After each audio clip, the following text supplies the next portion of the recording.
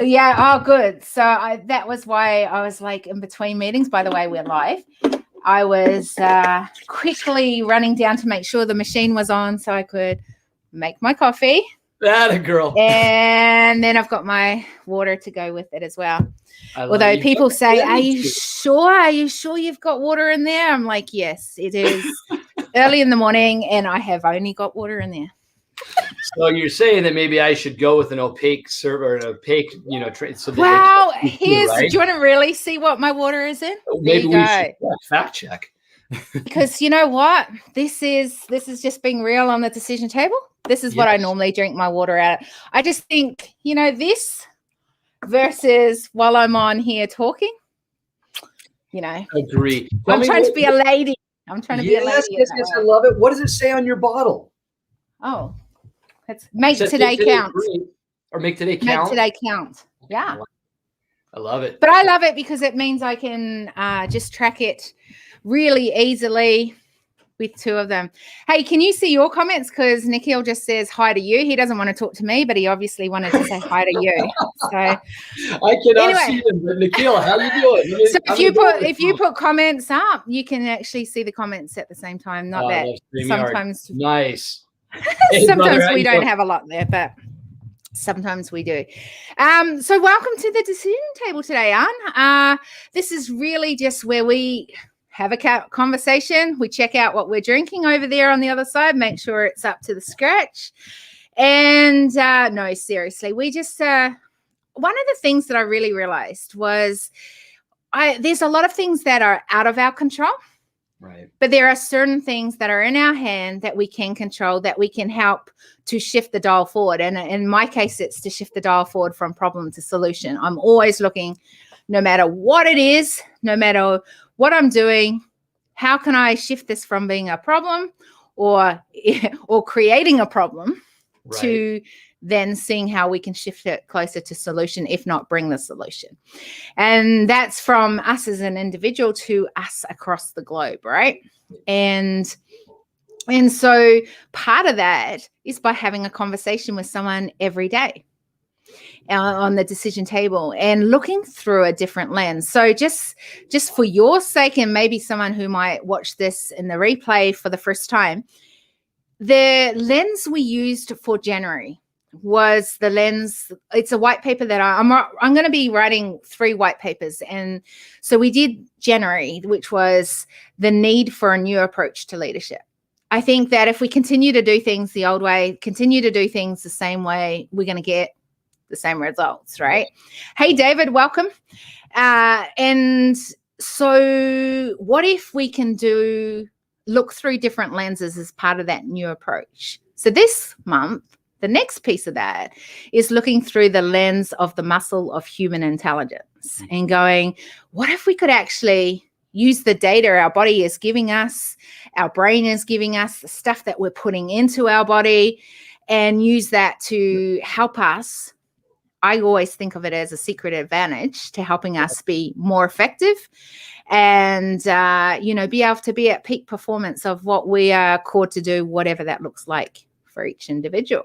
Right. And then the third one is next month is looking through the lens of humanity as stakeholders at the decision table.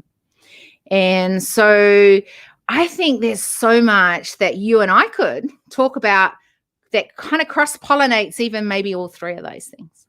I agree 100%. 100%. Yeah.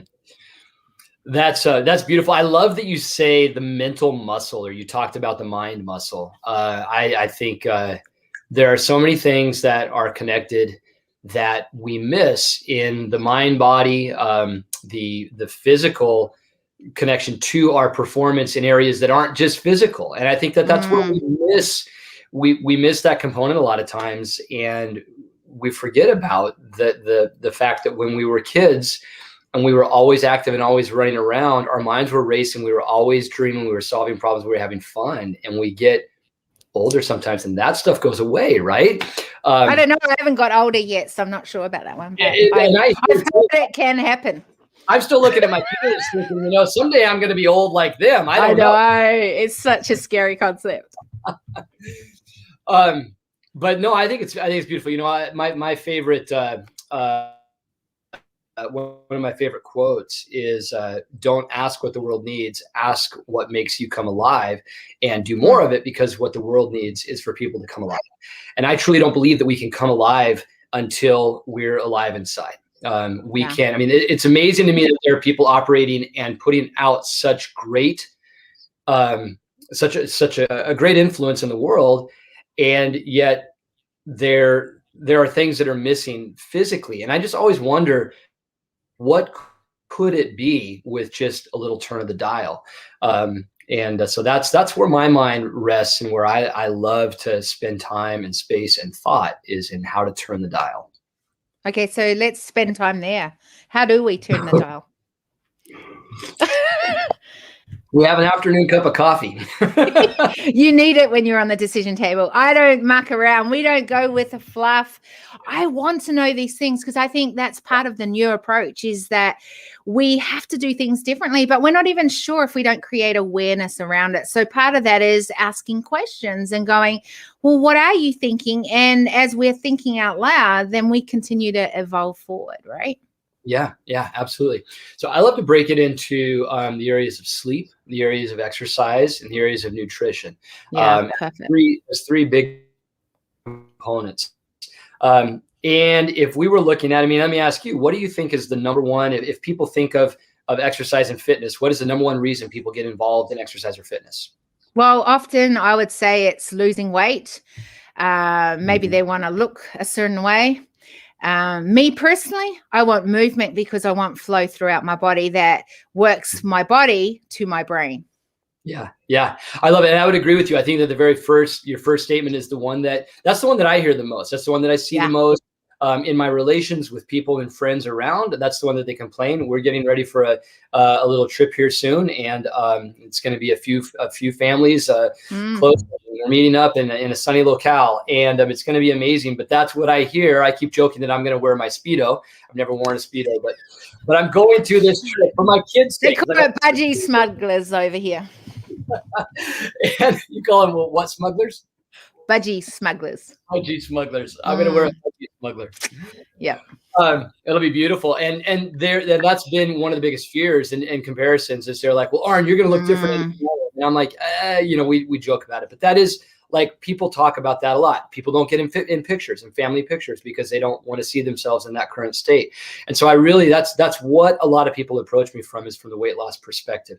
And interestingly enough, I think that falsely, a lot of people think the answer to losing weight is to do more exercise or to not eat.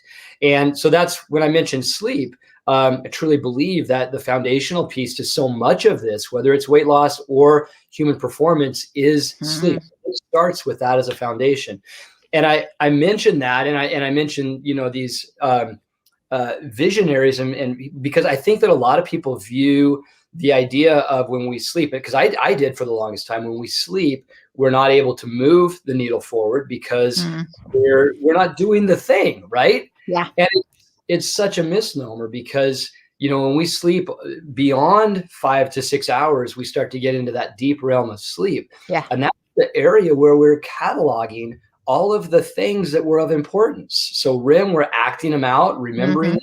And then during that deep sleep, we're cataloging. And if we don't get to that point in our sleep cycle, and a lot of people sleep less than 5 hours a night, then we're shortchanging our abilities. And so you look at somebody that is performing really, really well, ultra performer at, say, 4 hours of sleep, 5 hours of sleep. I always wonder, what could it be if that improved, that increased? So that's one example of something that's so funny you mentioned that, because these are really, by the way, really top pieces to looking at us as a whole, of being able to really exercise the muscle of human intelligence. I think that these are part of those things that help us to be more intelligent as humans. Yeah. And one of the things that I am absolutely, like, I look at my sleep tracking every night. I have an Oura ring and I track it, and I'm really strong on it. And so my husband as well, he tracks it. Now, here's the difference between the two of us. he gets depressed every morning because he looks at his tracking of his sleep, and he does everything. And I mean it, the blue blockers at night, Right. the no, then the beautiful environment, the smells, the hot baths, the eye thing at night, sleeping, the sounds of whatever it is through those things. Like the And binaural. yeah. So, for the biohacking things, and he's always like, he's in the last few days, he's wearing like this little white box, which I've now learned is a TENS on his, to try and get us sleeping to a, deeper sleep and things like that. Like, he is literally, and he's fasting, like everyone says, doing all those things because he's trying to hack his sleep. And I will smash him out, and I don't do any of those things.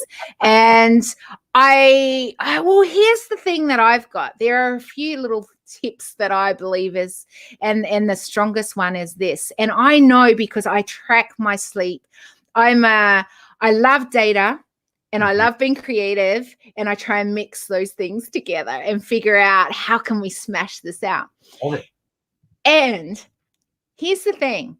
When I am stressed, I will never sleep to the degree that I have and get those good scores like I have before. When I am stressed, but I've got strategies that help me to put that stress in little pockets. In other words, I know that, yes, I've got lots of things to do. I know that, I want to get some, like I know that's not running away because I'm going to sleep. I'm going to wake up to that. Sure. I've got a strategy that I now do. So at the beginning of the day, I go, what is it that I'm going to humanly achieve today? And then I make sure those are the things that I'm going to be doing today. Right. And then at nighttime, before I shut off after working, whatever time that is, by the way, I don't, it can be literally just before I go to sleep. So I know all those things that they tell you to, put that off. I've tried all of it. Right. But these are the things that I found that have worked. So it doesn't matter what time I finish my work. It matters how I finish my work. In other words, I ask that question at the night, what is it, did I humanly achieve today? And I always say humanly, and there's a reason to this. And maybe I only got 3 of those 4 things done. So there's still a major task to be done. And it was really kind of pressured, and I needed to get that done. Then I asked myself the question, is there anything else humanly possible I could do right now? Oh, actually, it's a good, I better message on now and do that. And then it's like, okay, cool. Now that I've done that, is there anything else humanly possible I could do before I shut off for the night and that this is the completion of it? Right. No, there's not. There's nothing else. And is it okay that I can put that on tomorrow and I'll just get back into it and go, yes, absolutely. Do you know when I give myself permission to sign off in the brain? Yes. My sleep measurements are so different. Yes. I love that you said permission. And I think there's a few beautiful things that you're doing in there. One, you're creating a system that's unique to you. And I think we truly believe, within our program, we actually use a few different testing strategies to be able to work within people from a genetic perspective, also work with people within their blood biomarker perspective to be able to identify things in ways that they should maybe train or sleep or eat. Supplement to optimize their system. But at the end of the day, we have to develop an awareness of ourselves and what works. And I think that's the beauty of the biometric tools. I don't have my Oura Ring on right now. I've been working mostly with the Whoop strap lately. I've heard a lot about that. Why is that? Is there benefits to that? I like the Whoop. So for functional fitness and exercise, I like CrossFit. I like doing things with my hands. So I'm pulling up, I'm working with barbells, I ride a bike. And one of the things that I want is to be able to collect data while I'm exercising. And so with the Oura Ring, if I'm taking the Oura Ring off because I don't want to scratch it up because it's got this beautiful stealth matte finish, then it's not doing me any good, right? So worried I'm going to bend it, So I do. And I love both of them, but then they both offer an avenue for me to be able to also see client data, and that's really too. The Whoop strap, just like the Oura Aura does not give any pings. There's no lights, signals, sounds. Yeah. It just collects in the background. And that's what I really wanted for this. I didn't want something that was connected to a watch. Feel like it's geared more towards optimizing physical performance, and it definitely aimed towards athletic pursuits. But two tremendous tools, and I really enjoy them. But what I noticed when I first started using it was that I was always, and I've always been the guy that if more is good, or good is if this is good, more is better. You know, I mean, I would go do a CrossFit workout and work out for an hour, and then I come home and go for a run, and then after that and then I wake up the next day after 4.5 hours of sleep, and I would do it all again. And I just found over time that my body was failing me. Maybe collectively call it adrenal fatigue. I don't know, but it was the kind of thing that was not healthy. And my body was telling me this in a lot of ways. When I got the device, and all of a sudden I'm seeing the data that's flowing back to me, and it's, dude, you're in the red like all the time. Like, you need to figure this out and be good. It gave me permission from another source besides myself. In other words, I wasn't letting myself down when I said, I'm not going to do this workout today. Instead, I'm going to go for a hike, or I'm going to go for a walk, a week, and it's that ability to change. And so, I'm 47, and I can honestly say right now that I'm within a gnat's hair of my fitness a year ago, and that's just because of focus. Beautiful. So doing more with less time by listening to the body, and I love that. And that's why I love it. But I love what you're saying there, because that's about creating awareness. Now, I don't believe that everyone has this awareness. I work with medical people. I have across the board. 12 years ago, I ended up, I was at the peak of my fitness. I was very into fitness. So I love this topic, of movement and the physical and things like that. But I was at the peak, and I had a fall, and I severely tore a ligament, and then actually ended up getting what they call complex regional pain syndrome. And I lost the whole literally use of my hip down to my toe. And then I got other things that kind of another condition on top of that as well, which is the old fibromyalgia one. But anyway, I was told at the 1 year mark I'd never walk again. And I love the fact when people say never, because I go, okay, they say never. So if it's not never, then it means it's possible. Now I've just got to find that pathway to figure out how to get to possible. And that's what I did. Now I'm at I'm walking unassistedly. I'm actually just done 2 5K walks. I'm about to do a 10K walk. Things like that. But so things like sleep and movement and tracking that has really helped me to be aware of where I'm tracking when something else is a variable into the situation, and then give the right information to the right specialists. And that was the only way. When I turned it around to that, was the only way that I was then moving to the next level, because I literally got told at every specialist, and these are top people in their fields. Yep. There's nothing we can do for you. We've never seen people beat it, especially the way that you are and what you've got. And I was like, okay, that's great. Awesome. Right. What if we could? And I became so aware of my tracking, my indicators, my measurements, and then going, so I don't know that piece, but I'm going to find out through that person, what is that piece that I need to do now? Yeah. Not everyone works like that. And because of that, I think not everyone gets the results. And I think, what if we could use that to actually make better decisions, which is what you do with the bio stuff, right? Like the fact that you track it, then you can make better decisions, and then they're going to get the results. Bring this back up to bigger thinking. The brain, movement. There's massive research right now on, and has been for a while, but particularly within children, of the power of movement with the brain.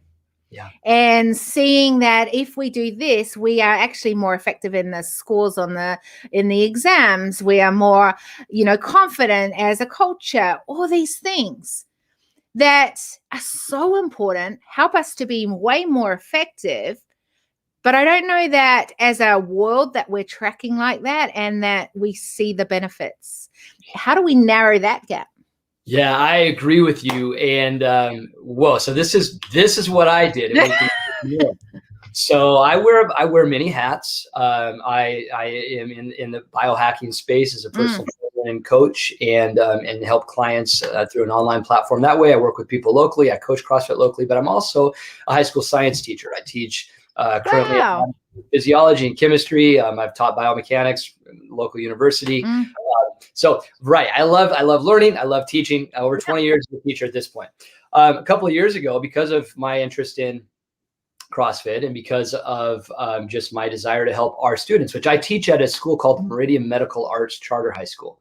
So it's a small public charter school. We're in Boise, Idaho, and it's phenomenal. But what I noticed is that our students that came into our school, they could compete athletically at their home schools and things, but most of them, by the time they got into the upper grades, juniors, seniors in high school, so 17, 18 years old, they had left their sports primarily because the rigor of our curriculum is so strong and their activity in our community is so strong.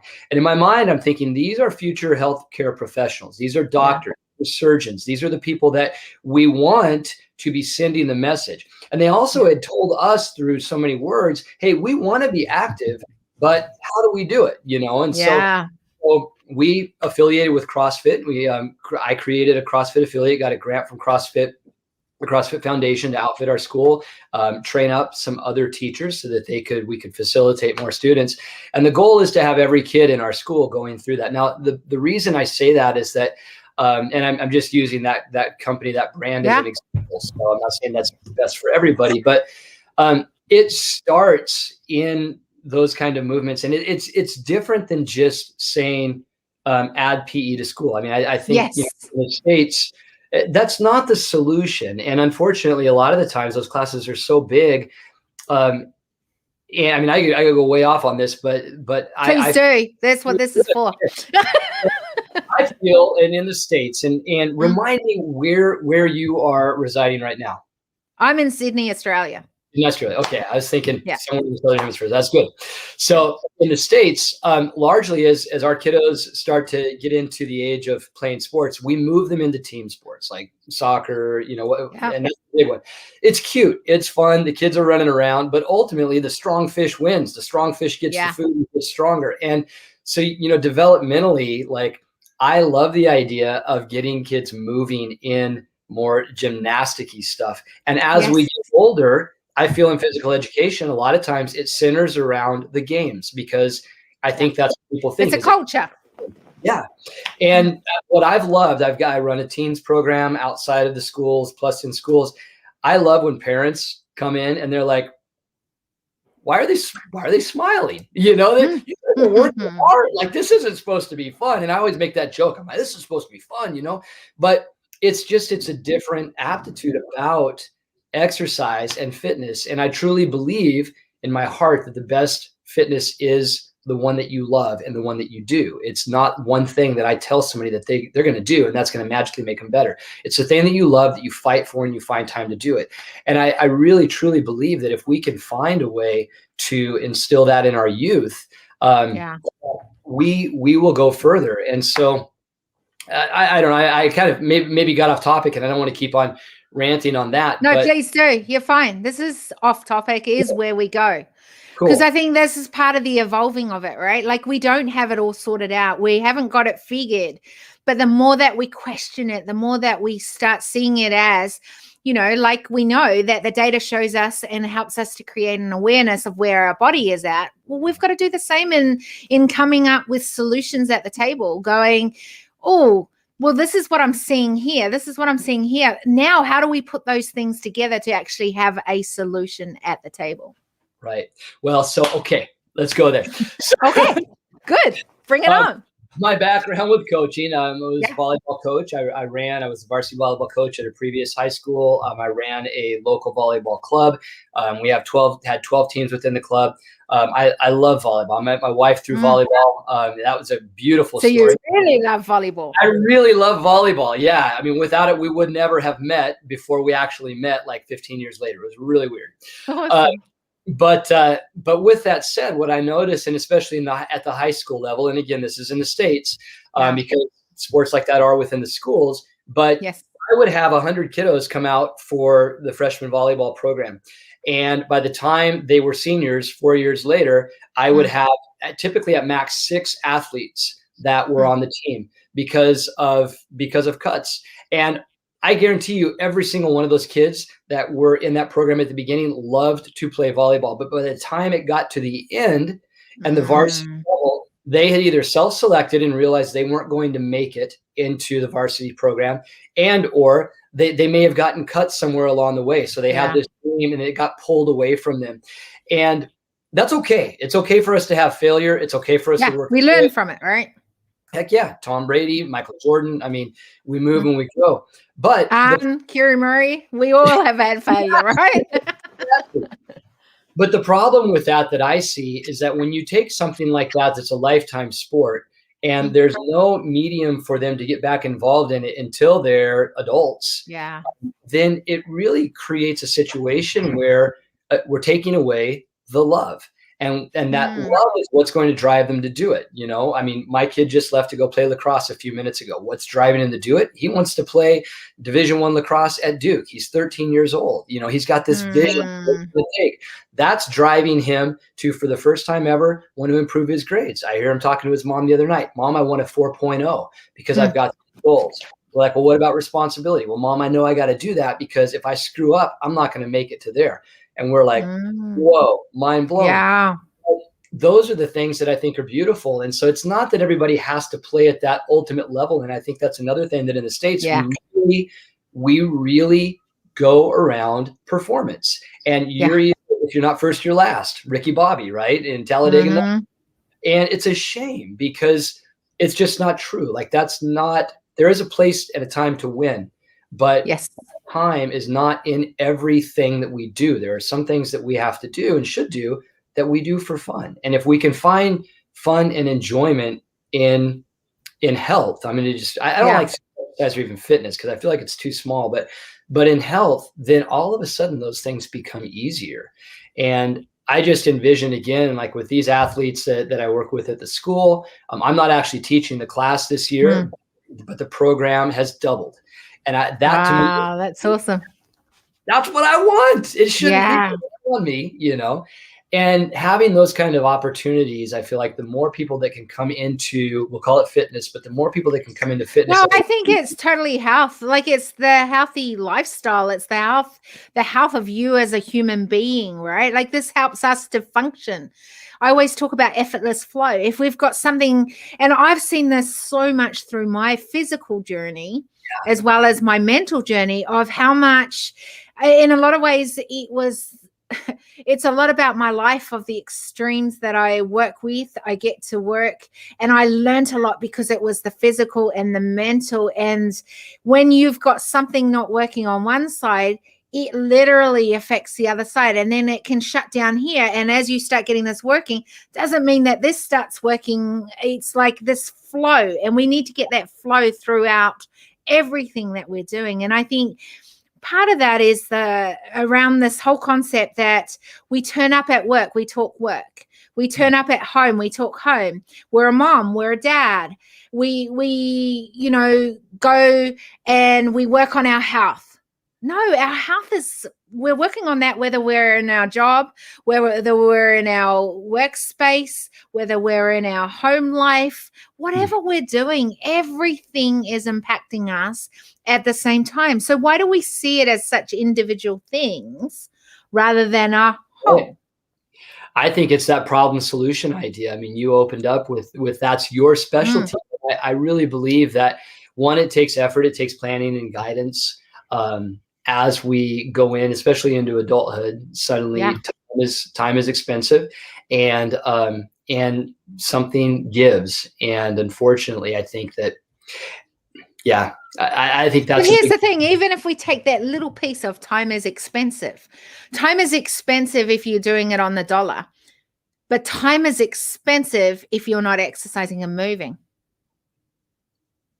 Because you're actually slowing your time down here on earth, and you're going to run out of time because you haven't done that part. Well, and I had this thought the other day, and I still haven't figured out exactly how to put it into words, but I'll try right now. But it was that concept, and it was that idea. I was thinking again, just about how I can share the movement, the ideology, and incentivize people and say, you want to live a longer life, right? Yeah. You should start exercising now, so you're creating a higher point to degrade from, if you will, or to work from. But then I started thinking about it, and I was like, there are no guarantees. We don't know when the end is. And so maybe rather than focusing on getting better for something 20, 30 years down the road, it's simply getting better for now, because I know a lot of people. But it's for now that builds for the future. In other words, we don't know how long that future is, but it's still building for that. And if here's the great thing is, if we build the now, that future actually looks way brighter and gets exciting, because we know we're going to function better at it. Of course, there's moments where something might hit us, we die, and it's ended. But at least we've lived each day knowing that we lived our best every day, right? Right. Yeah. Happier, more in tune, more into the moment, more aware, body flowing. There's a lot of focus on the external. There's a lot of focus on the aesthetic. And unfortunately, that only tells a portion of the story. And, you've shared how you've overcome hardship of your hip and being able to move and to walk. And well, I lost the whole, I used to joke, because I spoke on stages, and I'd go, yes, I'm the one-legged and one-armed chick, and it was a big joke, but it was because it was the elephant in the room, and they'd see me walking up on stage with a stick. So, and I would say, every time you hear the stick, every step is a woman that has determination. That's the next piece of growth to my next level. That's, and I would use it as part of my thing, because I actually lost the whole use of my arm as well. Because what happens is that my body freaked out, and anytime something happened, I degloved my little pinky, severed the nerve, went and got an operation. I came out, I'd lost the whole use of my arm. So it's a pretty freak thing that my body decided to do. Yeah. By the way, I now write with both hands again, and I use that arm again, and it's not a problem. And I'm even got the boxing glove back on, so I'm pretty happy. I love that. What was the biggest? Well, maybe there wasn't a one thing, but was there something that changed, turned the tide? Like, they're telling you you're not going to have the use of your appendages again. You're not going to be able to walk again. Determination, mindset, all this. But what were the steps? What was the thing that helped you regain? Was there anything that was just a tipping point that you're like, oh, there it is? So it is my whole life's work is what helped me. No, serious, because I had this, and it started many years ago, where I'd see in my head that I was worth something else, yet my world wasn't showing me that. And my environment wasn't showing me that. But I knew that there was hope, because I saw other people doing things. So that started curiosity. I then, as a young person and into my my 20s, 30s even, I was a youth speaker for many years. And I went in and I helped lots of young people. No, I band-aided. That's what it felt like. Because when I was there running community things, when I was in their faces, yes, they changed, but they didn't change outside. Right. They went back to the old lives, defaulted. And that just bugged the heck out of me, because I go, what am I doing with my time if all I'm doing is band-aiding? Like, they're really frustrated not seeing a permanent change. So I questioned that. Again, it became very curious. And I then began looking at patterns. What if I could hack how the result is that we want to actually wiring our brain to give us the behavior that then gives us that result? And I became literally obsessed with working that pattern out. And what I realized was there were so many patterns to the way we make decisions or not make decisions, or want to, or don't want to. And I started literally hacking that and figuring it out, to the point that now I know that your decision DNA will help you to either get where you want to go or not get where you want to go. And I used the same concepts that I was coming up with there to defeat on the physical side. And then when my son was born with half his brain damage, speckles all over on the other side, and they said he's never going to get through birth, let alone actually be able to function or talk, because, by the way, the whole half of his brain that was brain damaged or is brain damaged is the side where you speak. He is 20. He's about to turn 21 this year. He speaks very beautifully. I've had him on the decision table even because I want to give him voice. And he is one of my heroes, because I know that when we learn how to find those other pathways, we can actually get to where we need to go. We just need to find those pathways, then wire to it, and then that'll give us the behaviors and so I knew, because I knew my work. Yeah. And I just put that into practice, not just with clients, not just with, running with people, helping them to get to where they need. I put it in the physical and medical, both with my son, both with myself. And I know it works because I'm where I'm at now. And I'm always getting to my next level because I love that. Wow. I love it. I want to know more. You can. But that's the fascination, and that's why I'm doing this on the decision table, because I think when so what is the answer to that is because I know how to use the muscle of human intelligence. We have data. We can gain data. We've got data within us. Sometimes that data is wired to the wrong thing. Right. So we have to shift that wiring to the right wiring. But here's the thing. Whenever I ask, if nothing was stopping you, what would you do? And people start giving themselves permission to dream with that, right? That's my favorite question I ask every client when they come in the door. When I get to ask that question, I'll go, so what does that sound like? What does it smell like? What does it feel? Who would it be? How? And like that just opens up.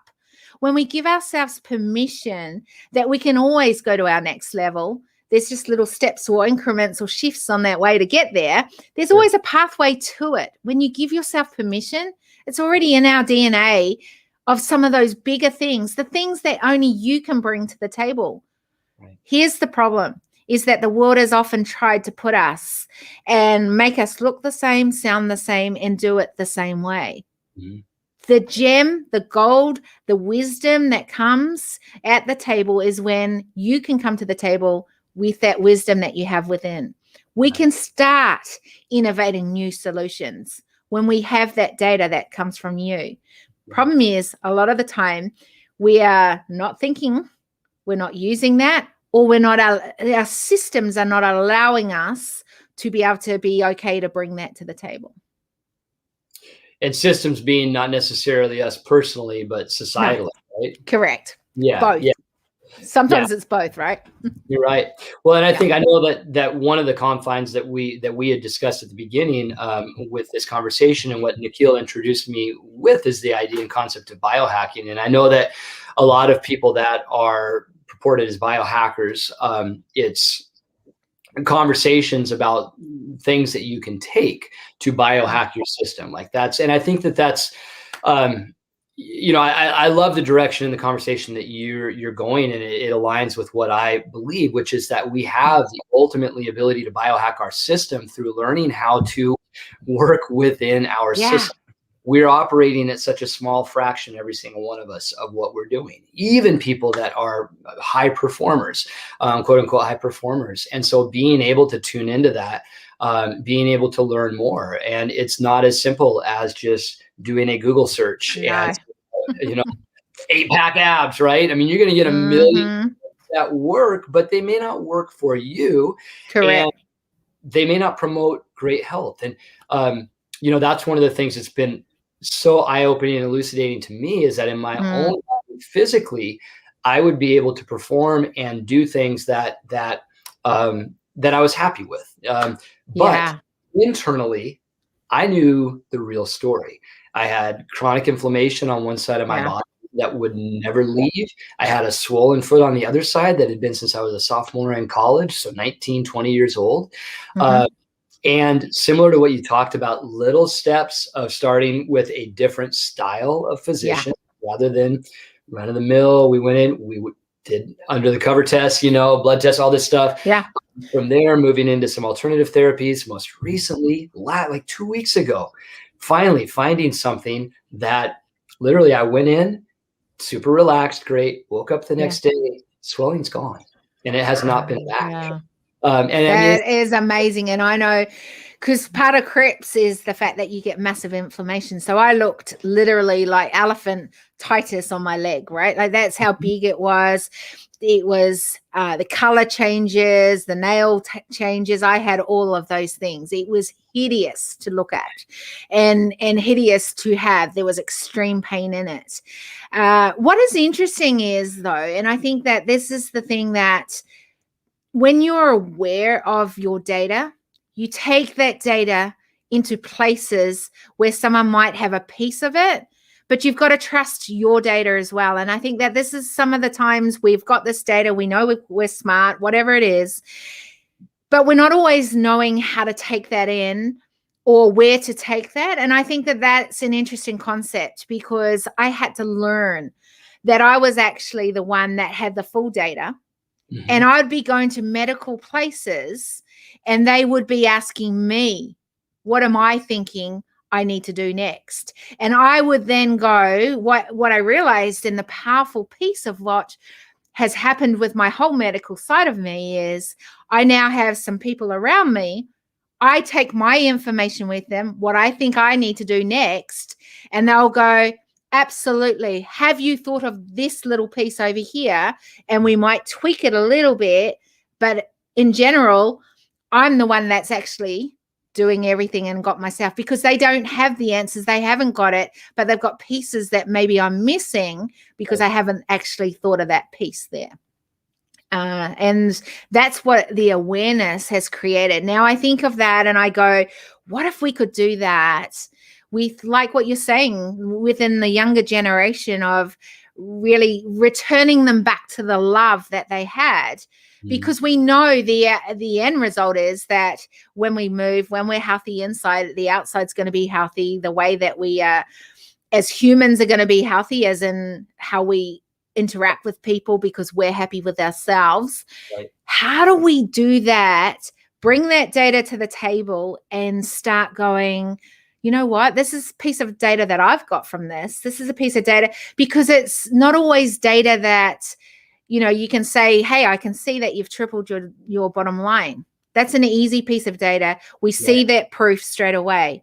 This is not something that we see a proof straight away. Yet some of us who are in this sort of arena can understand it and know the benefits, and we can't get that data out quick enough for you to have the proof that maybe we need as we continue to evolve and do it differently. Yeah. Boy, awareness is the key, and teaching that, though, is there are social stigmas in place. I had an interest. I would work with my top players with a local sports psychologist, and he did some Ericksonian hypnosis. It was great stuff. They loved it. Permission from all the parents. Everything was great. Yeah. I'm like, this is amazing. Second year, I'm like, we're going to do this with the whole program. And so we just did like a big thing in the gym. Everybody was there. And not 24 hours later, the local sensationalistic news company in the Valley had been called. I'm sitting in the principal's office with the athletic director from my school, the district athletic director, an attorney. And I'm like, what's going on? And, they all kind of chuckled and it went away. But it's those kind of feelings. I was talking yesterday to a group in class about breathing because of test anxiety. And so one thing I've noticed with wearing a mask personally is I'm breathing more shallowly and I'm breathing off the top. Well, it stresses me, and like it brought back claustrophobia, which I had to deal with as a young person. Okay. And so I think there's a lot of reasons why, and it's sitting more often because we're at screens. And so everything's compressed. And so I was just indicating to them, I'm like, let's put our hands on our stomach. Let's feel some breath, practice some belly breathing. But I'm very cautious with how I describe it, because if you use certain terms, even if it's something like There are people that, and so it's, I don't know how you make that connection, because it physiologically, like, this is beneficial. Like, we know this is beneficial. It's not tied to anything Yes. spiritual or mystic or anything. It's just like, I mean, it is, but yeah, I know what you're saying though. Yeah. yeah.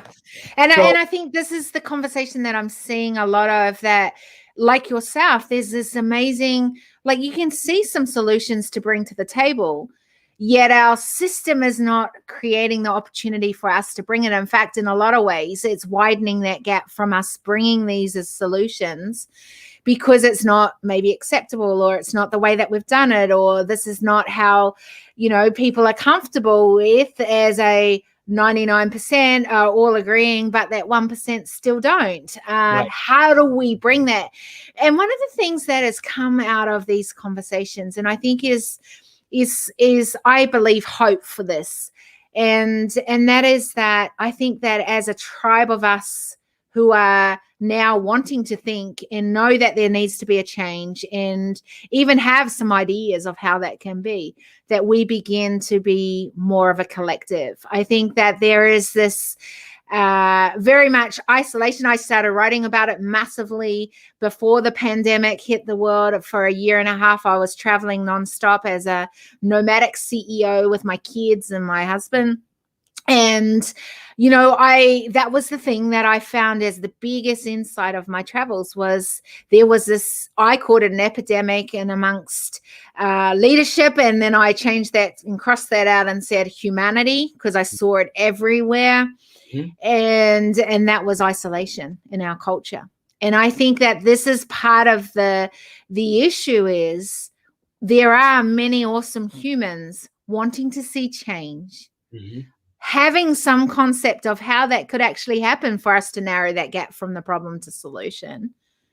But we're not creating those spots where we're coming together and as a collective to help. Hey, what are you thinking? How could we do this? Because I think that's the problem, is that we can't do it as individuals anymore. Do you think, so one thing, I guess, two thoughts on that. One, we live in a time that, I mean, it's amazing in so many different regards right now. So many regards. Yeah. But the connectedness and the ability that every individual has to make an impact in the world, I feel, is greater now than it ever has been in our life, in the history of humanity. The fact that you have multiple platforms that are geared towards different generations, and the ability for people to pontificate and share and consult and talk. Clubhouse has been amazing. I haven't been on a ton, but I mean, there's like really just neat ways for us to connect, commune, things that you're talking about. Oh my gosh, what was the other one? Need another sip of coffee. Anyway, that's exciting. But the other side of it, what was that? Yeah. So we've got platforms. Yeah. We've got the ability to have access to these things way more than we've ever done before. And then there's a but or an and. There's an and, and it's going to come to me. This happens every once in a while, more often. It's all good. It'll pop back. Let's roll with it. It'll pop back, I promise. Yeah, look, here's the thing that I do think. I think that, because I remember I was saying about the collective, and I think that there's isolation, and I felt that the solution to isolation was collaboration. But I think that what has happened with the global challenges, whether it's social, environmental, economically, it has widened the gap because of the division that is happening across the globe. And what we need to do is actually come together more as a collective so that we can start narrowing that gap. Now, that sounds so easy in theory, but the only way that we can do this is even if we start a little tribe and then more tribe, and we start building on that, because otherwise this is just going to keep, you're going to know your little piece over there, but you're going to create awareness in your little sphere of influence. But really the bigger influence is maybe this is beneficial for us as humans across the globe. Yeah, it is. I want to be part of that tribe. I will tell you that much. make that proclamation now. There's a mind shift, mindset shift. I feel that's going from going into an ideal of abundance. I think that talk about what you're saying. I feel that part of the reason why we have held ourselves back is because of a fear of sharing what we know, because we're afraid that it's going to take away from what we have to offer. Very simply, from the mom and pop shop that's selling donuts, they don't want the donut shop a mile away. What I've learned, and I have fallen prey to that, and it's ugly, and it's not enjoyable. It's not healthy. And it doesn't, nobody wins when that happens. The customer doesn't win. The people that are trying to build a business and grow don't win, because we're thinking this big. But when we realize and we connect and we start to let others in, and we start to honor the things that they're saying and the things that they offer, and maybe perhaps make them your own, but share them and even give credit to, that's where things, I really feel like, start to branch out, and it starts to grow. There is abundance, and take that word any way you want to. And I believe in my heart, that if we change our mindset towards that theory, that idea, that we can make incredible impact, like you're talking about. But here's the thing, we make impact every decision we make. It's just whether it's adding value to humanity or taking away from. And that's the whole thing. Like, it's not that you are impacting. Just how are you doing that? And what impact is that having on your body and your thinking and your brain and your functioning?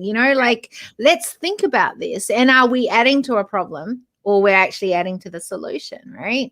So here's the cool thing around it, I think, that is really cool, is that the more that we open to have these conversations, the more others can be in and create an awareness. It's one of the reasons I do decision velocity. I do the decision table, is because I realized I was having amazing conversations, but I wasn't sharing those amazing insights from those conversations with other people. So others would miss out on that. And I kind of felt a bit selfish in the end, going, I'm meeting these amazing leaders across the globe with so phenomenal insights, but the world is missing out. So why should I take that and hold that to myself? But here's the other piece.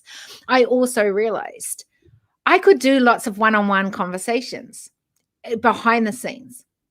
There's some people that maybe I would be wasting my time by doing that, because there's not a lot in common, but there can be always one thing that we can gain from. And if I might not gain from that through all that conversation, someone else might gain a whole lot of other insights. So we have never had a talk before this conversation. Right. And I just go, come on, let's have a conversation. But let's bring the world in. And by the way, I could talk for you. I can't believe how quick our time has gone on here today, because we have so much we could go down. And I love that, because guess what? From that, I go, I reckon we're going to get to know each other way more than what we're doing right now. So, and look to where that goes. But here's the thing, I can either walk away from a decision table and go, hey, maybe that really helps someone, but I know that person's not going to be, taking that journey with me further. By the way, it actually hasn't happened on the decision table yet. So, which is pretty amazing, but I love it because I get to see the human side of you guys that I wouldn't if I was just going and meeting you for the first time on a Zoom. 100%. 100%. And right? I think if you can make happiness is the connector, and love. I mean, that sounds trivial and everything, but it truly, but only because the world has put that as a trivial thing. Okay, thank you.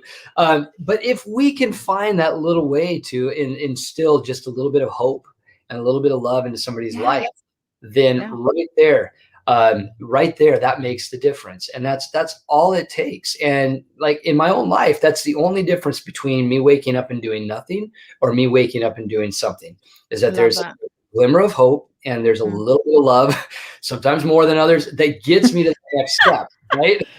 Damn, bring on that love is all I say. Yeah. So that's a connecting piece, and that's something that I see that in your heart, and I know that the people that are on here, I know that they're sharing that as well, and so it's just a little bit. I love that. So, if people want to know more about you and connect with you more, how do they best do that? Two ways. Number one, please find me on Facebook. That is the primary platform that I'm on right now. Just Arn Allemand at Facebook. And then also you can connect with me. We do have a free program. It's a free 14-day trial at livinggreaterhealth.com. And that will put them in. They'll receive an app. We'll talk nutrition. We'll talk exercise, and get them on their way to living a greater lifestyle and optimizing who they are. Yeah, I love that. Okay, so the question I don't have set questions at this table. But except for this one, okay. I do have. And this one is this. And it's funny because we've talked about it a lot. I really believe that the first step is for us to create awareness. And that's what we've done today. We've gone, through so many layers of different things. And I just love it. I love the fact that you've been willing to go wherever we needed to go today. So thank you for that. I really appreciate that. I love the fact that you love love, and that it's a bit of joy and abundance is just plentiful for all of us, right? Where whatever's in our hand, I always talk about, and the more you have in your hand, the more you can give out of. Right. Like, I just love that concept. 100%. So the question I always ask at the end of this is, so now that we've got awareness, I believe the next fundamental is that we need to take ownership of what that looks like. Mm-hmm. So from our conversation today here, what are you going to take away from it? For me personally, every time I talk about this, it intensifies the fact that I need to keep moving. And that really, like, the ownership piece for me is that I really strongly believe in the message. I strongly believe in the message for our youth, and I split time between both. But these children's programs, I can see the change that it makes, and I want to create that system that helps those youth grow into adults and professionals that continue to perpetuate this ideal of how they can feel better, how they can move, how they can be active, how they can be healthy. And I feel like that's how we can impact generations as we move forward and break some of these chains that we're in. So, that's for me, the ownership that comes from the awareness. Just every time I get a chance to revisit why I do what I do, it inspires me. And so I thank you for that. That's exciting. Yeah, I love that. What I'm taking from our conversation is you're the kind of the fifth person in the last literally 2 days where it's interesting because the conversations that I've had have gone back over generations, and it's kind of that generational gap, but then also talked about the young person or the student, and where we've got this ability to really put some really cool things into that space that we know as great insights in our generation. By the way, I'm pretty much the same age as you. So, I'm actually a little bit older. There you go. A little bit older, but not only by a little bit. Okay. I think it must be a year. So here's the thing. I think that the generational, I've had and I was speaking literally to someone about this yesterday, and I've had the pleasure of really being able to work within many generations and glean off many generations. It's probably the ability of working with extremes. Mm-hmm. And yet I see this massive gap between generations. And I see that there are things that if we don't change it in our generation, the next generation and the generations to come really don't have great footprints to springboard off. And I think there's this massive gap and opportunity now for us to go, how can we help to make sure that there are some really good things with our young people? And so I'm going to, I think, when I said 5 times, it literally has been 5 times in the last 2 days that this has come back up. And I'm like, I really got to listen to this and go, how can we look at, bringing a lot of those insights into the younger generation. And then, of course, I'm always wanting to learn from the younger generation too. And how can they help us learn better, more effectively as well? They are brilliant. And Yeah. I take that from my own children, from the students that I teach. But once I get over the idea and the concept that they're a kid and I listen to what they're saying, my mind's blown. And I realized that my scope of this situation was about this big and they're thinking like this. And I'm like, and I love that. And I want us to get back to that because I think that's the thing we can learn, that when we open up and give ourselves that permission to have the space to start dreaming, to start thinking, to start going, hey, even if we give ourselves a chance right now, what would be some of the solutions that we want to bring? And it's actually in us. We just got to then access it and find the pathway to make that a reality. Absolutely. Right?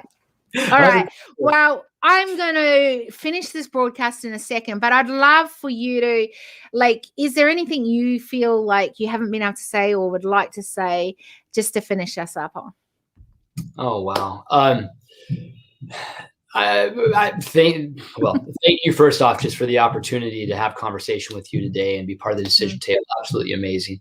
The only thing, I mean, my mind works around fitness and exercise and health. And so that's the only thing. The biggest thing that I want to say leaving is just, we make it very complicated. You know, we've talked about biometrics and we've, you know, I mentioned DNA and blood tests and this stuff.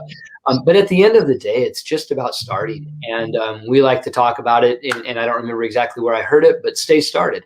And people are like, well, I have a tough time getting started and I can't keep going, or I have to make it a habit. No, it doesn't have to be a habit. It's just every day we have to wake up and we have to make that decision to do.